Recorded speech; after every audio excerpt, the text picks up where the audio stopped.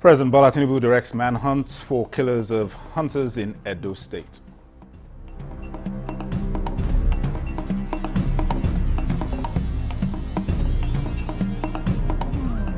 Federal government sets committee on national dialogue to address power shortages, disrupting optimal delivery in public healthcare facilities.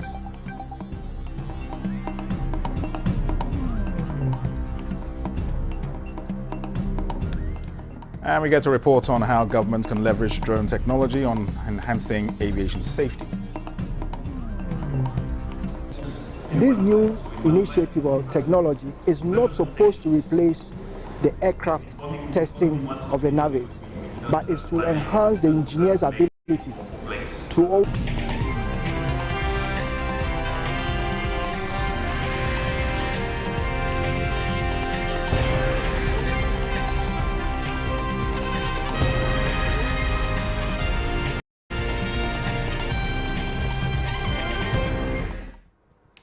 Welcome to the News at 10 on NTA News 24. We're live in Abuja. I am Dennis Adekunloye. President Bola Tinubu has condemned the murder of traveling hunters intercepted by local vigilantes in the Rumi community of Esan North local government area of Edo State.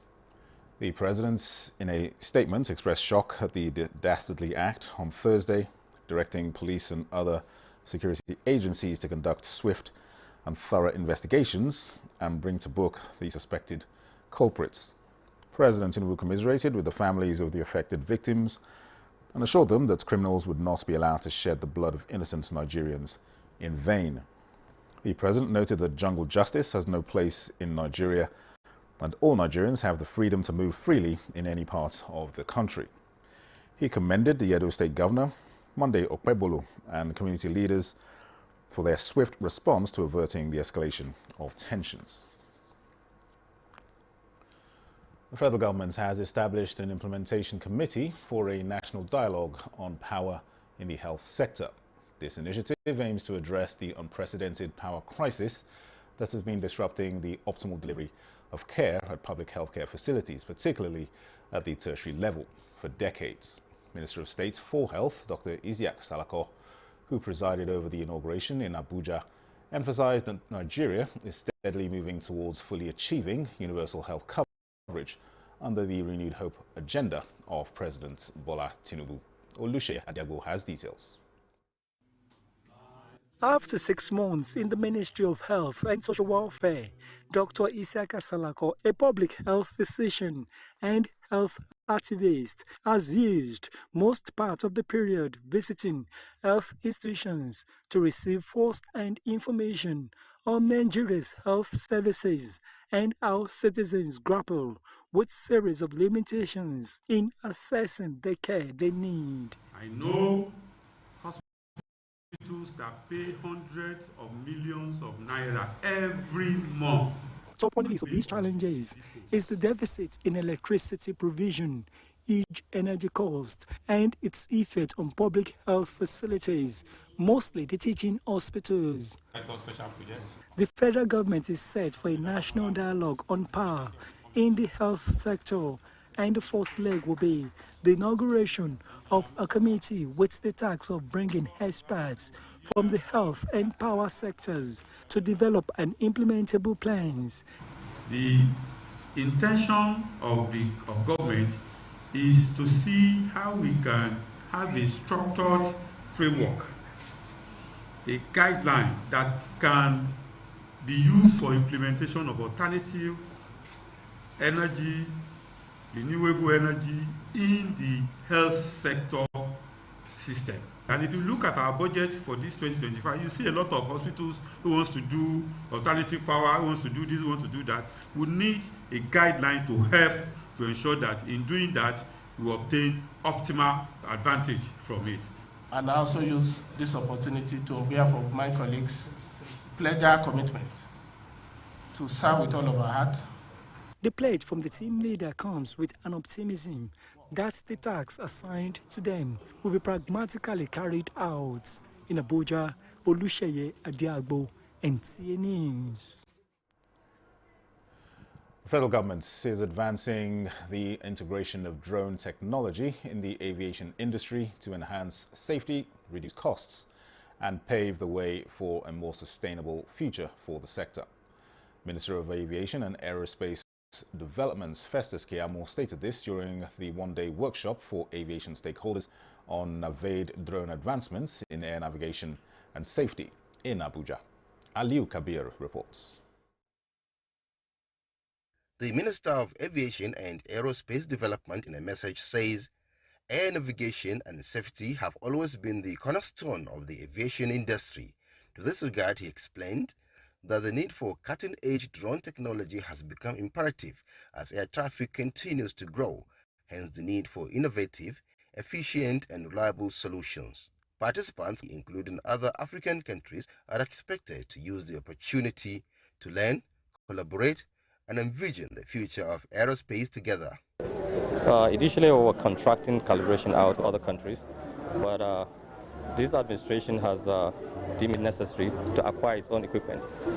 So it's not that it took us long. This drone is a new initiative. It's a complete integrated system. The idea is to bring the measurement device into the air in order to simulate somehow the signals like if it would be in an aircraft. This new initiative or technology is not supposed to replace the aircraft testing of the NAVAID, but is to enhance the engineer's ability to always check from the ground that even without the aircraft, our signals that we are emanating from the system is usable by aircraft in order to mitigate any challenges that without this system will be posing. The workshop is designed to provide players a deeper understanding of the challenges and opportunities in air navigation and how the integration of advanced drone technology is transforming the industry for a safe and secured operations. In Abuja, Aliu Kabir, NTA News. The Federal Ministry of Water Resources and Sanitation has flagged off 3 critical water projects in Benue State. Minister of Water Resources and Sanitation Professor Joseph Otsev performed the groundbreaking ceremony in Boko, the administrative headquarters of the Tiv Nation. Charles Abba reports. Cardinal water projects approved for execution under the renewed hope agenda of Mr. President include flag-off of the rehabilitation and upgrading of the Burukuk Boko water supply project at Melado Headworks, abandoned for decades, rehabilitation and improvement of Wanone water supply project involving construction of 4 solar motorable boreholes and rehabilitation of existing water supply schemes and pipelines, and construction of the Ugbema water supply project, including irrigation schemes. Director, Water Supply and Sanitation, Federal Ministry of Water Resources and Sanitation, Babarinde Mukaila, in an overview of the projects, emphasizes their significance. To provide a reliable and sustainable water supply system to meet the growing demands of the populace, to improve access to clean water, reducing the incidence of waterborne diseases, as well as enhancing overall quality of life for the residents and promote economic growth and development. All we are saying is, give us water. That's the tortive reflecting the age-long cry for water by the communities, which he affirms President Bola Ahmed Tinubu has proactively responded to. We will take ownership of this project. We will protect this project. We will watch over this project. We will ensure that the originators of this project have no regrets. Permanent Secretary of the Ministry, Richard Finlangwa, Chairman, Senate Committee on Water Resources and Sanitation, represented by Senator Emmanuel Udende, and other key personalities, in their goodwill messages, all hail Mr. President for the gesture. The Minister of Water Resources and Sanitation, Professor Joseph Telomon Otsev, who also stands in for the Secretary to the Government of the Federation, Senator George Akume, attributes the developmental strides of the ministry to the motivation by the presidency. In the Renew Hope agenda of Mr. President, His Excellency Senator Bola Ahmed Tinubu GCFR, one of his key mandates is to boost food production, create employment, enhance the economy of this nation. And our ministry is very keen. It's in that line that we are establishing this project. Governor Hyacinth Alia, represented by the Deputy Governor Sam Ode, assures the people of the state government support to the projects. This project is a monumental project, and for the President to award this contract, which is over 18 billion naira, underscores the importance that he attaches to the welfare and the well-being of the people of Benue State. The projects are expected to be completed within 18 months. From Wanune, Taka Local Government Area of Benue State, Charles Abba, NTA News. In the meantime, President Bola Tinubu has appointed Felix Mokka, National Publicity Secretary of the All Progressives Congress, as board chairman of the Nigerian Television Authority. Fatuhu Mohammed Buhari from Katsina State has been appointed Director General of the National Agricultural Seed Council. Additional appointments include Mohammed Massan, Bauchi Nigerian Stored Products Research Institute, Abdullahi Abbas, Kano Nigerian Agricultural Quarantine Service, Ostian Agada, National Agricultural Seed Council, McDonald Iberi, Federal College of Fisheries and Marine Technology, Ubong Stephen Untokekbo, Akwa Ibom, National Institute for Freshwater Fish, and Abbas Olaide Oyo, Federal Neuropsychiatric Hospital, and among other appointments. And President Bola Tinubu says he is inspired to work harder for the socio and economic development of Nigeria. President Tinubu said this as he attended a special Juma prayer marking his 73rd birthday at the National Mosque, Abuja. State House correspondent Musbao Danmahab reports.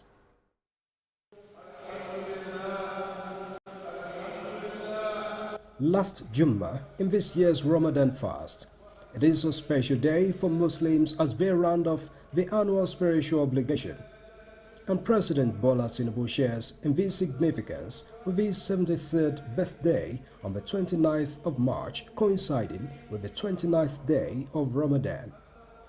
An imam of the National Mosque, Sheikh Abdul Qadri Salman Sholagberu, implored Muslims who have religiously observed the rites, sought the night of majesty and God's favor to imbibe the lessons inherent and stay on the righteous path.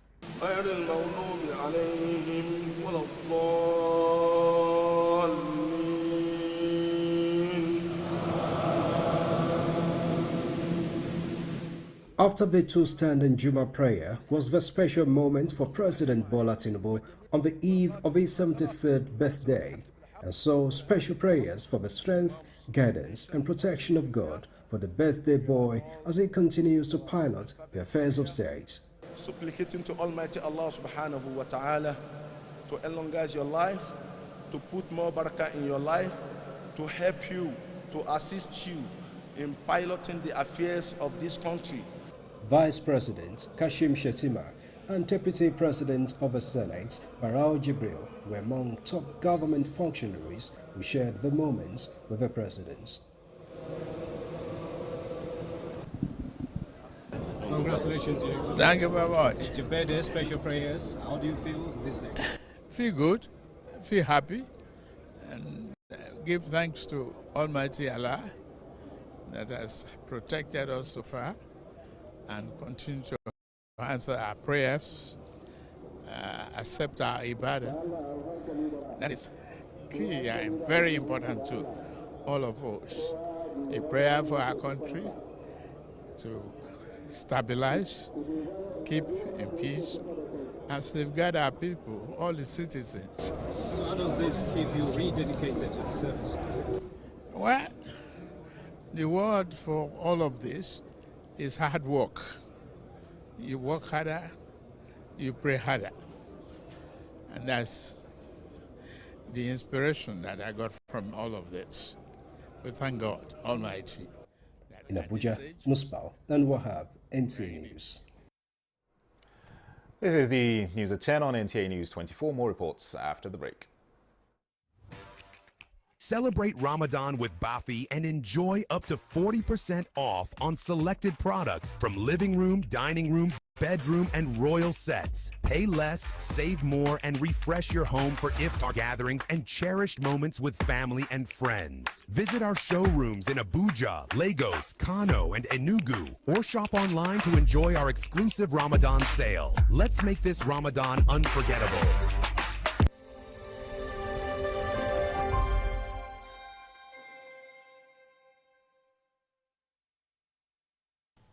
I am Oluremi Tinubu, the global and national Stop TB champion.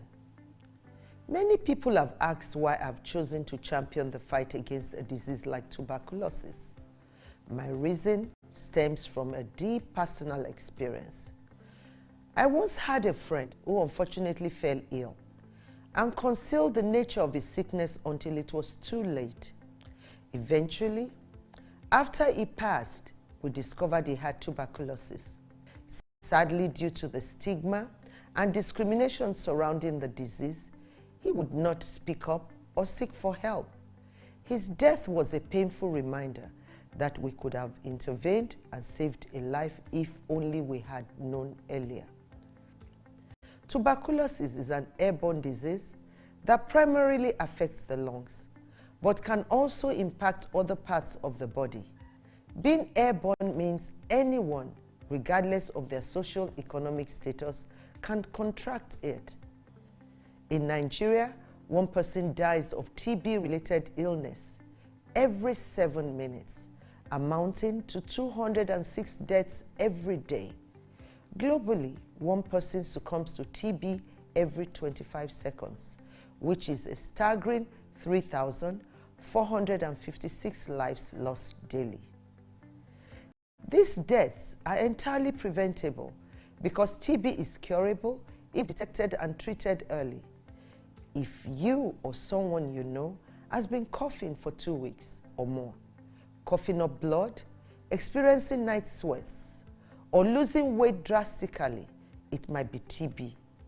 Please visit the nearest government hospital or primary healthcare center for proper diagnosis and treatment. TB treatment is free in all government and some private health facilities. Let us also remember not to stigmatize or discriminate against TB patients or those who have been treated for TB. Individuals who have been cured of TB cannot infect others. I call on all stakeholders, especially the private sector, to join us in the fight to end TB in Nigeria.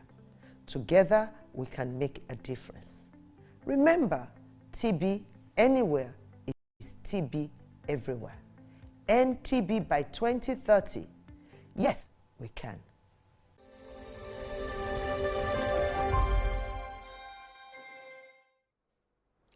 You're welcome back. Nigeria's First Lady Oluremi Tinubu felicitates with President Bola Tinubu as he turns 73.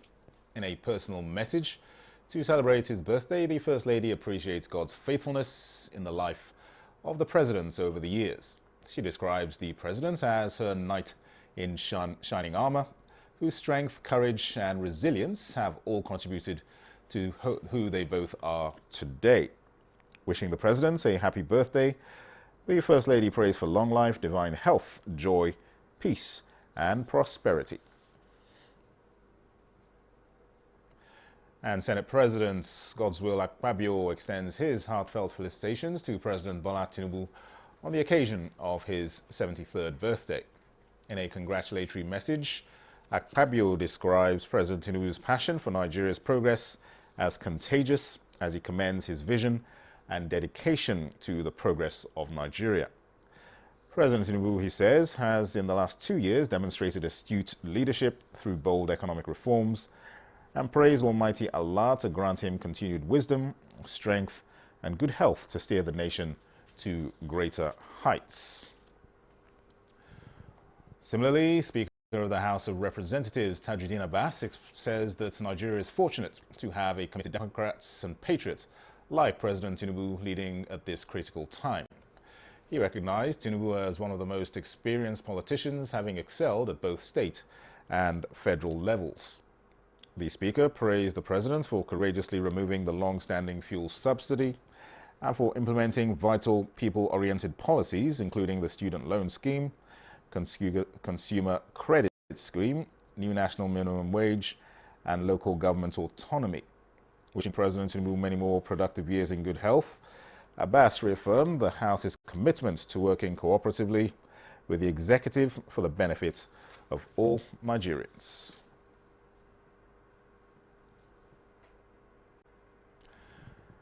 In a display of unity, partnership and love, the Al-Habibiyya Islamic Society, a non-profit organization dedicated to promoting Islamic education and good governance, hosted an iftar dinner in Abuja for media professionals and over 2,700 other residents of Abuja.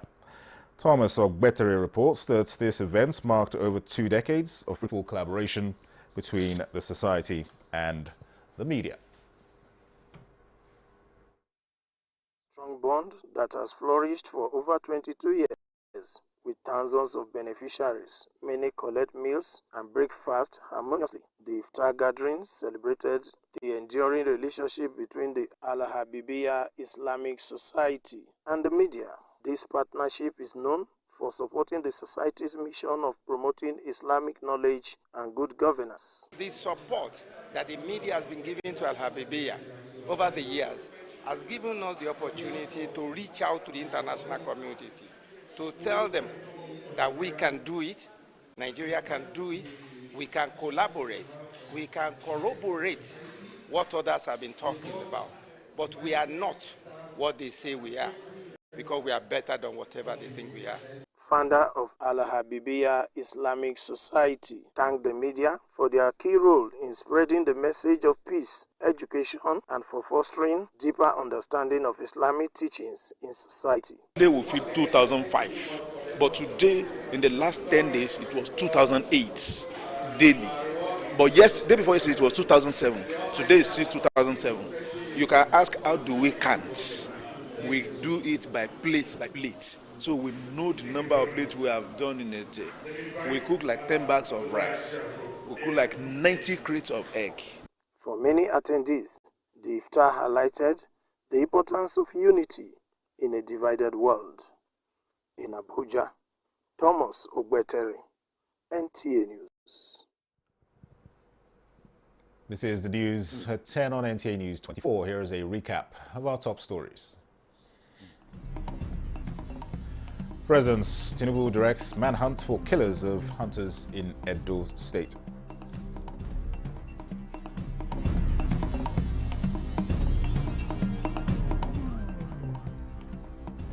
Federal government sets up committee on national dialogue to address power shortages disrupting optimal delivery in public healthcare facilities.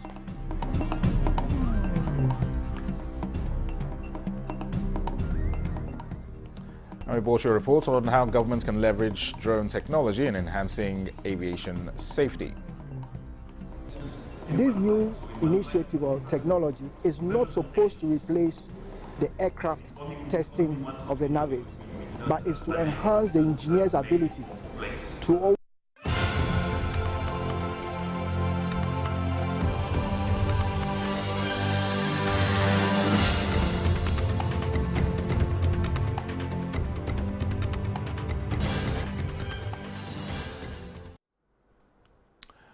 The tanker explosion that claimed lives and property last week on the Kara Bridge, Abuja, has impacted severely a skills acquisition training center, leaving many traumatized. Let's get details with Suleiman Abdul Wahab. This is Society for Reconciliation of Nigerians in Distress, Karo site, Abuja, 500 meters away from where the tanker explosion happened last week. we are here to talk more about the debris. CEO of Skills Acquisition Training Center, Sir Uche Okafor, said the blast, which occurred 50 meters away, sent debris into the center, damaging the building roof, canopies, and a portion of the fence. He also confirmed that a victim sustained an injury on her left arm. It broke through this wall, broke again into this under net. This is the debris I'm talking about. So the worry is that I need to appeal for assistance so that the people, a lot of people who are gaining from this, who are benefiting from these services will not be disappointed. Sofina Ofike, a victim who was also struck by debris at the arena, shared her experience. She added that after regaining consciousness, she was rushed for medical attention, where it was confirmed that her arm was fractured. Before I could know what is happening, I went off because the sound was so much, I went off. So after 20 to 25 minutes, I regained consciousness. Then people all over, those people that were on that train, they all came. They, are you alive? I said, what happened? So they were just saying, then I felt the pain on my hand. The explosion on Karo Bridge has caused significant damage, affecting both lives and local institutions like this Skills Acquisitions Training Center as the community begins to recover. Effort to assist victims and rebuild the affected bridge continue. In Abuja, Suleiman Tobu Abdulwahab, NT News. On the foreign scene, a 7.7 magnitude earthquake rattled much of Southeast Asia on Friday, flattening skyscrapers and leaving a death toll of more than 1,000 people from Myanmar to Thailand. Rescuers dug through the rubble of collapsed buildings in a desperate search for survivors. The quake destroyed buildings, downed bridges, and buckled roads across swathes of Myanmar, with massive destruction seen in Mandalay, the country's second biggest city and home to more than 1.7 million people. With communications badly disrupted, the true scale of the disaster is only starting to emerge from the isolated military-ruled state, and the toll is expected to rise significantly. It was the biggest quake to hit Myanmar in decades, according to geologists. That concludes the News at 10 on NTA News 24. Thanks for watching. I am Dennis Adigunloye.